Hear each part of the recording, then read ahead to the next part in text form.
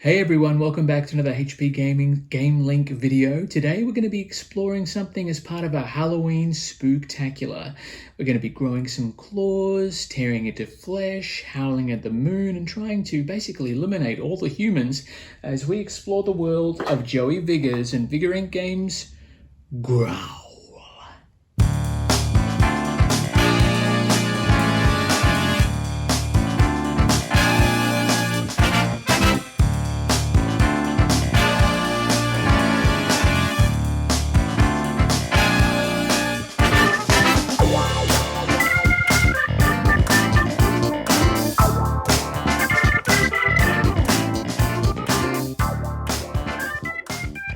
Hi folks, welcome back. For those of you who don't know me, my name is Matt, and as I mentioned in our lead-in, today we're going to be talking all things Growl by Vigor Inc. Joey Vigor is the publisher of this one here.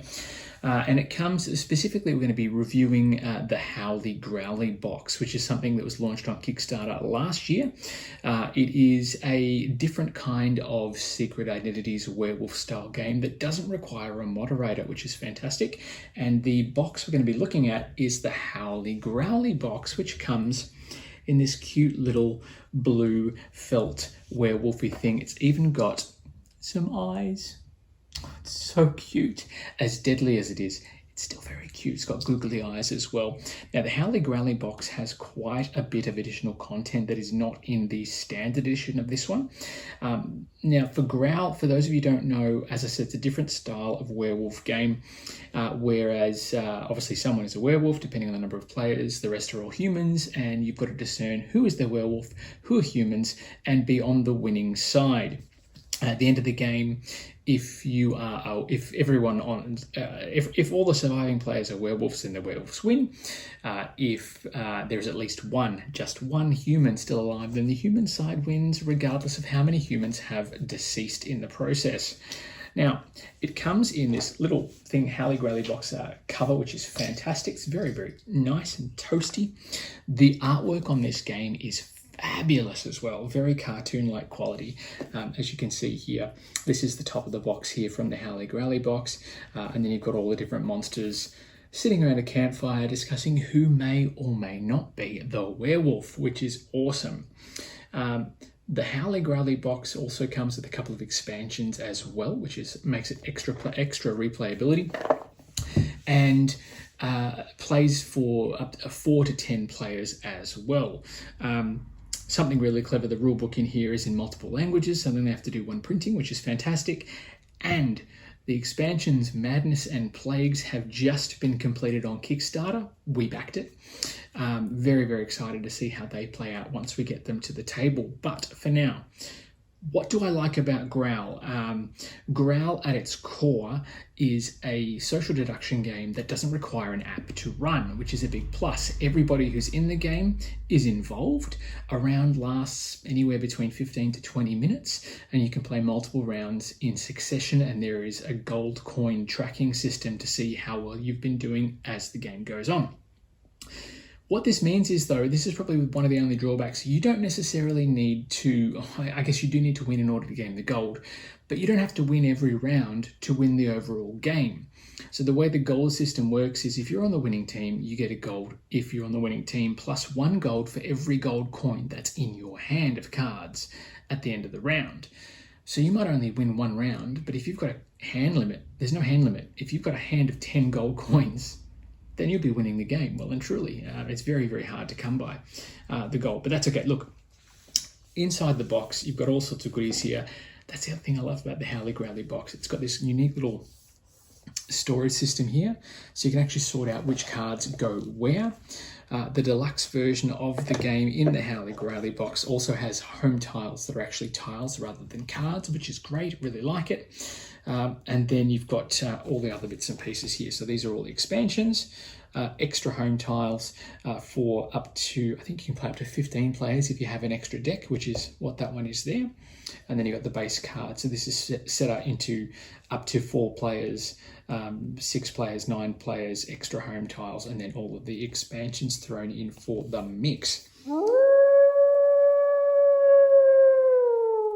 The basic premise of the game is quite simple in terms of setup. Based on a 4-player game, you'll all have 4 home tiles, one of which will have a number 1 in the top corner because you are the first player. Before the game even begins, each player is dealt a face-down card, and that card is either going to have a gold on it to indicate you are on the human's side, or it's going to have a bite to indicate that you are, in fact, Wolf 0. Now, as Wolf 0, it's going to be your job to infect the other players or simply kill them off until there's only wolves left alive at the table. And at the end of the final night, there will be what is called the Growl, where Wolf 0, or zeros, if there's multiple players, will literally start flapping their arms about, growling, growling, growling, getting louder and louder and louder. And any other werewolves at the table will join in with the growl until either one of two things happens. Either everyone around the table is growling, i.e. the werewolves win, or there's at least one person around the table not growling who is still alive, who is a human. In that case, the human side wins. How do you survive? Okay, so there's a couple of different options with the cards. Gameplay-wise, the game works like this. After the cards are set up and the deck is dealt, you will take the face-up deck of cards from the table if it's your turn, and you will need to assign the top card to any other player at the table. You can't give it to yourself. For example, in this instance, I get to give a bite to somebody. Now, I would ideally want to give this, if I'm a werewolf, to another werewolf at the table, or in a game of 4 players and there's only one werewolf, I would like to give this to anyone other than myself to try and spread the lycanthropic love and infect other players. I would do this by trying to discern whether or not the werewolf was sitting to my left or right or across from me. If I am the werewolf, then it doesn't matter who I give it to in a 4-player game because everyone else is fair game. Gold, everybody wants, because the more gold you have, the more points you'll score at the end of the round if you're on the winning side.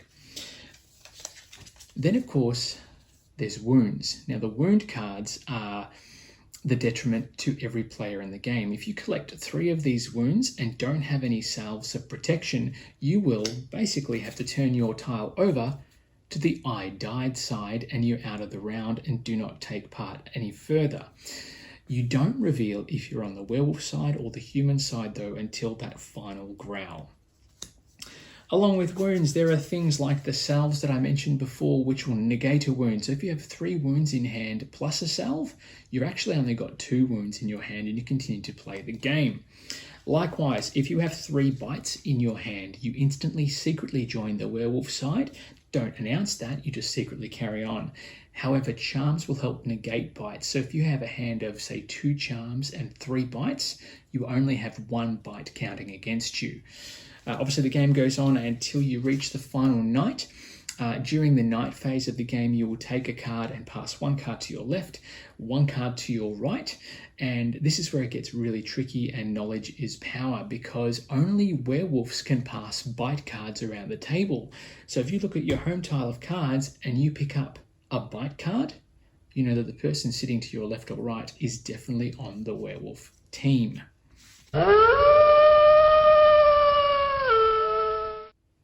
The components in Growl in this production are absolutely fantastic. I'm really happy with them. The chipboard components for the gold tokens are quite simple, very effective. The artwork on them is great, as I mentioned at the outset, because they have these little nicks and scrapes to make them look aged, which is really cartoony and quite awesome.